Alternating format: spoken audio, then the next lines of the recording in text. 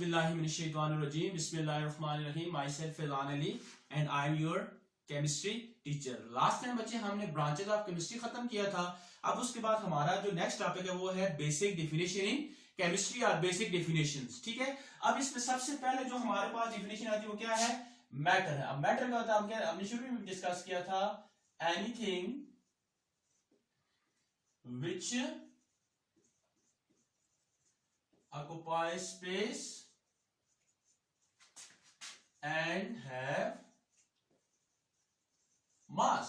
हमने कहा हर वो चीज मैटर है जो क्या करती है, जगह घेरती है और वजन रखती है. अब मैं आपके सामने खड़ा हूं तो मैं एक जगह घेर रहा हूं, मैं कवर कर रहा हूं, उसके ऊपर मेरा वजन भी है तो मैटर. अब ये मार्कर है, ये मेरे हाथ के ऊपर है, ये जगह भी घेरा और मेरे हाथ के ऊपर वजन भी है. ठीक है. हर वो चीज मैटर है जो जगह घेरती है और वजन रखती है. फिर हमने कहा जो मैटर है हमारे पास ये डिफरेंट फॉर्म में एग्जिस्ट करता है. फॉर एग्जांपल लिक्विड फॉर्म में एग्जिस्ट कर सकता है. फिर इसके अलावा हमने कहा गैसियस फॉर्म में एग्जिस्ट कर सकता है. एंड इसके बाद हमने बात की सॉलिड फॉर्म में एग्जिस्ट कर सकता है. ठीक है. जो मैटर है ये थ्री फॉर्म में एग्जिस्ट कर सकता है, लिक्विड, गैसियस एंड सॉलिड. अगर हम बात करें वाटर की, मतलब अगर आप पानी की बात करते हैं तो पानी आपके पास क्या है? मैटर है, लेकिन किस फॉर्म में? लिक्विड फॉर्म में. अगर आप बात करते हैं ऑक्सीजन की तो ये आपके पास किस फॉर्म में है? गैसियस फॉर्म में. और अगर आप बात करते हैं फूड की, मतलब आप बात कर देते हैं व्हीट की बात कर देते हैं या इसके अलावा राइस की बात करते हैं तो ये सारे के सारे आपके पास क्या है? मैटर है. देखिए पानी भी जगह घेर रहा है, गैस भी जगह घेर रही है और जो फूड है या चावल है या गन्ना में वो भी क्या करती है? जगह घेरती है. कैसे? अब देखिए आपके पास एक ग्लास के अंदर आप पानी डाल दें तो पानी जगह भी घेरेगा, वजन भी रखेगा तो मैटर है. फिर इसके बाद अगर हम बात करें एक सिलेंडर के अंदर आप कोई गैस भर दें तो वो क्या करेगा? सिलेंडर के अंदर जगह भी कवर कर लेगा, खाली जो जगह है. इसके अलावा वजन रखेगा तो वो भी क्या है? मैटर है. फिर हमने कहा सॉलिड, गंदम की बोरी है तो वो क्या है? सॉलिड है, लेकिन जगह घेर रही है, वजन रख रही है तो वो भी क्या आपके पास क्या है? मैटर है. तो मतलब ये होगा कि दुनिया के अंदर जितनी भी living and as well as non living things हैं ये सारी की सारी किससे मिलकर बनी है? मैटर से बनी है. ठीक हो गया. अब इसके बाद नेक्स्ट हमारे पास जो डेफिनेशन आ जाती है वो आ जाती है आपके पास सब्सटेंस की. तो सब्सटेंस क्या है? हम कहते हैं a piece of matter in pure form. हमने कहा किसी भी मैटर का जो प्योर फॉर्म में कोई भी जो पीस है, मतलब आपके पास थोड़ा सा पानी प्योर फॉर्म में है तो वो क्या है? मैटर है, सब्सटेंस है. आपके पास कोई भी फॉर एग्जांपल अगर आप बात करते हैं सोडियम क्लोराइड है, नमक है तो वो आपके पास सब्सटेंस है. अगर आपके पास कोई भी आप कह सकते हैं कोई भी सॉल्यूशन है तो वो आपके पास क्या होता है? सब्सटेंस होता है. अब मतलब ये कि कोई भी जो चीज आपके पास प्योर फॉर्म में एग्जिस्ट कर रही होती है वो बेसिकली क्या होता है? आपके पास सब्सटेंस होता है. अब सब्सटेंस हम कहते हैं कि इसको हम डिफरेंट फॉर्म में डिवाइड कर देते हैं, जिसमें आपके पास आ जाता है हम कहते हैं जी एलिमेंट है, एलिमेंट्स की फॉर्म में हो सकता है सब्सटेंस. फिर इसके अलावा हमने कहा कंपाउंड्स की फॉर्म में हो सकता है. फिर इसके अलावा बच्चे हम कहते हैं ये हमारे पास मिक्सचर्स की फॉर्म में हो सकता है. तो ये बेसिकली आपके पास जो सब्सटेंस है वो एलिमेंट्स की फॉर्म में भी हो सकता है, कंपाउंड्स की फॉर्म में भी हो सकता है और मिक्सचर्स की फॉर्म में भी हो सकता है. अब बच्चे अगर हम एलिमेंट्स की बात करें तो एलिमेंट्स क्या होता है? हम कहते हैं इट इज प्योर सब्सटेंस. ये भी क्या है? प्योर सब्सटेंस है which cannot broken down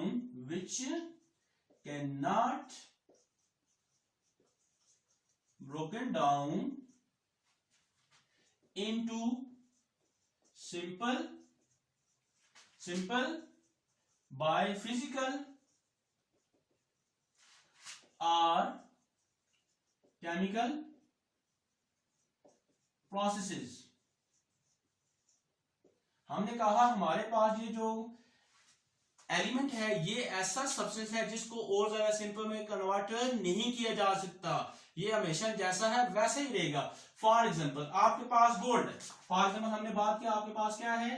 gold है. अब गोल्ड को जितना मर्जी तोड़े वो तो रहेगा तो गोल्ड ही, उससे ज्यादा सिंपल में तो कन्वर्ट नहीं हो सकता. इसके अलावा आपके पास हम कहते हैं ऑक्सीजन है, जितना मर्जी तोड़े रहेगी तो ऑक्सीजन ही ना, इससे ज्यादा सिंपल में तो कन्वर्ट नहीं हो सकती. तो मतलब कुछ ऐसे सब्सटेंस जिनको और ज्यादा सिंपल में कन्वर्ट ना किया जा सके, ऐसे सब्सटेंसेस को हम क्या कहते हैं? एलिमेंट कहते हैं. अब बच्चे बेसिकली हम कहते हैं देयर आर अबाउट 118 एलिमेंट. यहां पर तकरीबन हम कहते हैं 118 एलिमेंट्स हैं, जिनमें से 92 जो हैं ये नेचुरल हैं और बाकी सारे के सारे आपके पास क्या आ जाते हैं, आर्टिफिशियल है या रेडियो एक्टिव है। हमने कहा हमारे पास 118 एलिमेंट्स हैं, जिनमें से 92 नेचुरल है, मतलब जो कि नेचुरली एग्जिस्ट कर रहे हैं, और इसके बाद बाकी जो नेचुरली एग्जिस्ट नहीं करते हम उनको खुद बनाते हैं, या वो एग्जिस्ट नहीं करते बल्कि एकदम से टूट जाते हैं या धमाका कर देते हैं। ठीक हो गया। अब आपके पास ये जो 118 एलिमेंट्स हैं, इनको हम क्या करते हैं, रिप्रेजेंट करते हैं। इनको रिप्रेजेंट करने के लिए हम क्या करते हैं, सिंबल यूज करते हैं। तो अगर आपसे पूछे सिंबल ऑफ एलिमेंट्स क्या है, तो आप कहते हैं द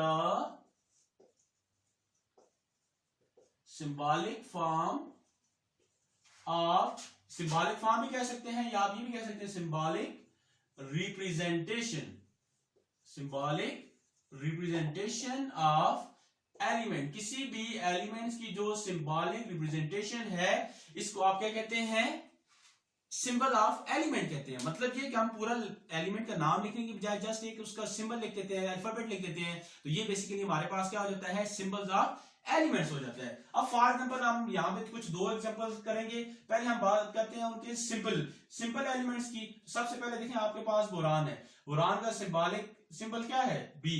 कार्बन का सिंबल क्या है, सी। हाइड्रोजन का सिंबल क्या है, एच। ऑक्सीजन का सिंबल क्या है, O. Calcium Ca, first two letter और फर्स्ट लेटर। फिर इसके अलावा हम कहते हैं nitrogen N, fluorine F, sulphur S, magnesium Mg। अब ये कुछ आपके पास क्या आते हैं, सिंपल एलिमेंट्स के सिंबल थे। अब बच्चे अगर हम बात करें कुछ कॉम्प्लेक्स, तो आप देखें ये कॉपर है ना, इसका कोई सिंबल उसके नाम से देखें, पहले लेटर फर्स्ट अल्फाबेट या सेकंड अल्फाबेट के साथ नहीं मैच करता, इसका सिंबल है Cu। अब अच्छा ये जो सी जो है ना, बेसिकली ये जो कैप्रम है, कैप्रम बेसिकली इसका क्या है, लेटिन और ग्रीक वर्ड से समटाइम इनका जो सिंबल होता है वो इनके ग्रीक या लेटिन वर्ड के पहले फर्स्ट और सेकंड पहले मतलब एक या दो लेटर से क्या होता है, कंपोज होता है। अब कैप्रम, कॉपर का लेटिन नेम क्या है, कपरम है, तो सी यू इसका क्या आ गया, सिंबल। अब गोल्ड का साइंटिफिक नेम क्या है, अरम है, लेकिन इसका सिंबल क्या है, ए यू। फिर इसके बाद आयरन का क्या है, फेरम है, तो इसकी सिंबल क्या होती है, एफ ई। फिर इसके बाद पोटाशियम जो है कैल्शियम, लेकिन इसकी सिंबल क्या है, के, लेकिन फर्स्ट लेटर। फिर हम कहते हैं सिल्वर आर्जिनम, और इसका सिंबल क्या होता है, ए जी। अब बच्चे ये देखें आपके पास कुछ क्या थे, सिंबल थे, जो कि हमने कहा लेटिन और ग्रीक वर्ड से हैं, और यहाँ पे कुछ सिंबल थे जो कि उनके इंग्लिश नेम के फर्स्ट और टू और फर्स्ट थ्री अल्फाबेट में से कोई भी हम रख रहे थे, ये साइंटिस्ट ने रखे हैं। अब बच्चे आज जो हमने बात की, जो हमने किसके बारे में बात की, सबसे पहले हमने मैटर के बारे में कहा कि anything which occupies space and have mass, हर वो चीज मैटर है जो जगह घेरती हो और वजन रखती हो। फिर हमने कहा जो मैटर है वो लिक्विड फॉर्म में एग्जिस्ट कर सकता है, गैसेस में भी एग्जिस्ट कर सकता है और सॉलिड में भी एग्जिस्ट कर सकता है। फिर हमने कहा सब्सटेंस, हमने कहा जो piece of matter, substance basically क्या है, पीस ऑफ मैटर है, लेकिन जो प्योर फॉर्म में एग्जिस्ट करता है, जो प्योर फॉर्म में एग्जिस्ट करता है। फॉर एग्जांपल हम कहते हैं एलिमेंट्स हैं, कंपाउंड्स हैं, मिक्सचर है, ये सारे के सारे क्या है, मैटर ही है, लेकिन ये किस मैटर के अंदर क्या चीज है, मैटर के थोड़ा सा पीस है। ठीक हो गया।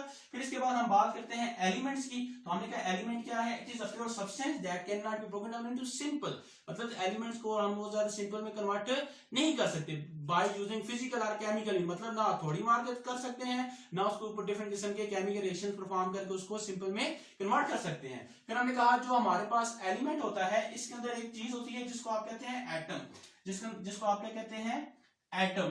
एटम बेसिकली ये स्मॉलेस्ट पार्टिकल ऑफ मैटर भी आप कह सकते हैं, या फंक्शनल पार्ट ऑफ एलिमेंट भी कहते हैं, जो किसी भी केमिकल रिएक्शन के अंदर क्या करता है, हिस्सा लेता है और उस केमिकल रिएक्शन को परफॉर्म करता है। फिर हमने कहा कि हमारे पास तकरीबन कितने एलिमेंट्स हैं, 118 एलिमेंट्स हैं, जिनमें से 92 नेचुरल हैं और बाकी सारे क्या है, रेडियो एक्टिव है। 92 नेचुरल है और बाकी क्या है, रेडियो एक्टिव है। फिर इसके बाद हमने बच्चे बात की सिंबल्स ऑफ एलिमेंट, तो हमने कहा जो सिंबल ऑफ एलिमेंट क्या है, जो किसी भी लेटर से या किसी भी अल्फाबेट से जब हम किसी एलिमेंट को रिप्रेजेंट करते हैं, लिखते हैं, इसको आप क्या कहते हैं, सिंबल ऑफ एलिमेंट्स।